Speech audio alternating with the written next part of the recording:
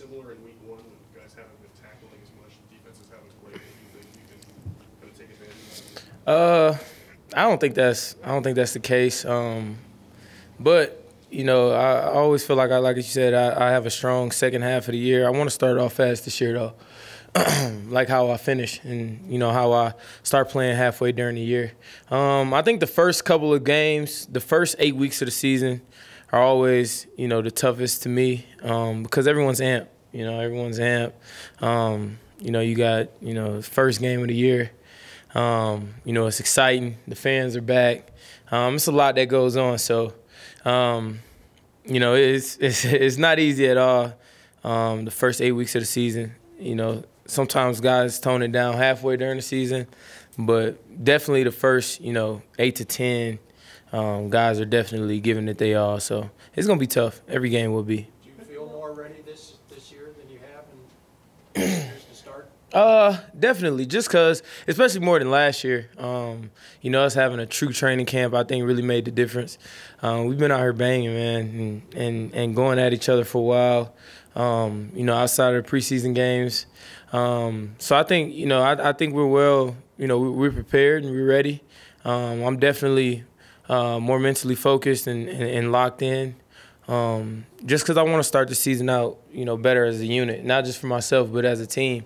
You know, you don't want to get behind the 8-ball, go 1-3 or 0-4, because now you're in a little bit of a hole that you got to dig yourself out of that you don't want to be in that early in the season.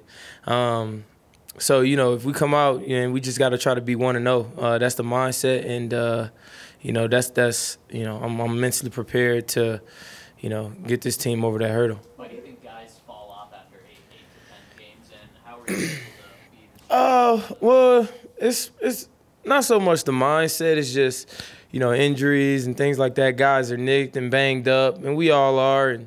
And you know, the first quarter might be a little different from the third and fourth quarter. You know, guys might tone it down some.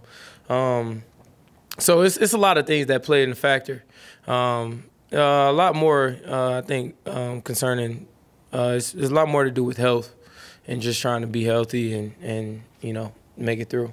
Do you take note of the other team's top back if they have a #1 guy like with Saquon? We don't know. Of course, yet. of course. What kind of fan of him are you? I'm actually really cool with Saquon, man. We've hung out a couple times in the off season, and you know, I've been checking on him, you know, with his surgery and things like that. You know, I was always told, you know, from my running back coach, Ollie Wilson, you know, LT, I guess, told him that, you know, I want to be the best back. You know, and I don't just compete against Saquon. It's whoever's the starting back that we're going up against. I want to be the better back on the field. You know, that's just the mindset. I want to come out having a better game. I want to come out being a better team. That just is what it is. So we're always competing against the team, but definitely, regardless of how high of caliber the other back is, I'm always competing against their starter. What have you learned from Teddy in the time that you've been around him here that maybe you didn't even know before you got here? Things I've learned about Teddy. He always Teddy likes getting a little extra work in. You know, whether, you know, it's probably him liking to be prepared or, but like, you know, we in special teams and he'll be like, hey, Mel, let me get this route. You know, or he'll be like, hey, at the end of practice, he'll be like, let me get a couple routes. You know, he's always trying to work something with us, which I like, you know, which is good. You know, he's trying to run his own meetings, things like that, as far as like protection meetings and things like that, which I like. So I didn't really know Teddy had that to him because I never seen it. I just kind of assumed it, considering that he's been a starter and a captain in other places. So I kind of felt like that just kind of come with it. But it's my first time seeing it firsthand, so it's good to know. Does anything bother him? Huh? Have you seen anything bother him or question? Nah. You know, and I feel like all quarterbacks should be like that. Never too high, never too low. You know, he's just kind of he's just Teddy B, man. He's real consistent, man. You know, you never see Teddy too high.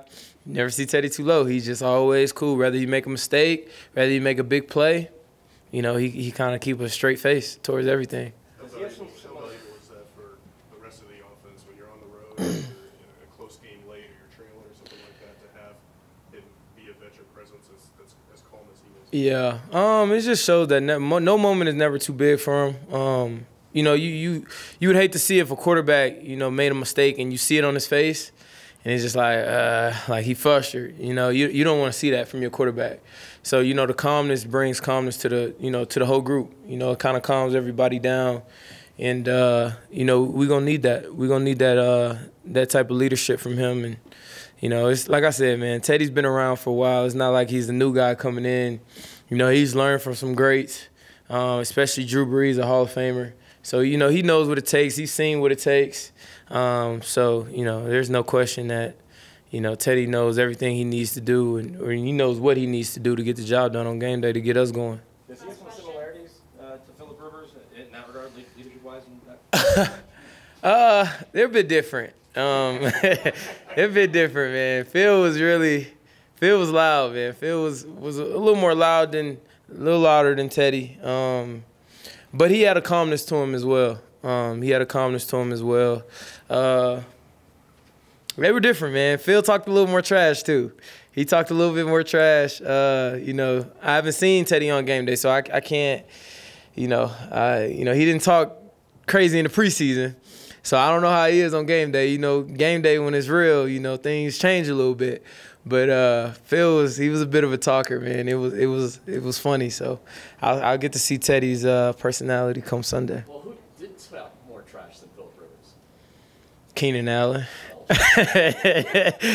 Yeah, for sure. You're talking about the points being 3-1 rather than 1-3. Yeah. And Teddy talked about selling hope. This team hasn't had a lot of success in the last few years. What gives you hope with this team? Is that it's a lot of guys that are hungry. We've been saying it, you know, we've been in a position last year where it wasn't good. We started slow, you know, we made good runs coming back, but being in that hole, man, is not a good feeling. You know, coming down that stretch where it's like you have to win to get in is not a good feeling. You know, you want to know you have some security, you want that bye. You know, I've been a part of a winning team before, and it's just the atmosphere is just so much better, man. When you're losing, everyone can feel it. You know, everything is so tense. You know, it is what it is. It's just that's part of the game, man. Everyone's tense, everyone's on the edge. When you walk around, it's just tough. But when you're winning, it's just loose. You know, it's loose. It's a better atmosphere. It's a better place to be. And you know, for those rookies that came in last year, you know, they don't know how that feels. You know, and we kind of want to get them that. You know, Teddy's been part of a winning season. I've had a winning season. Some guys in here had some winning seasons before, especially other guys that have been with different teams. But we want to bring that here because this is a winning culture here. You know, and we want to get that Super Bowl. And we want to know how it feels. We tired of looking at Patrick Mahomes holding up and Tom Brady holding up the trophy at the end of the year. We want to change that, man. So to do that, we got to stack those W's. That is going to irritate Mahomes. Man, I'm telling you. Thanks, Melvin. Thank you.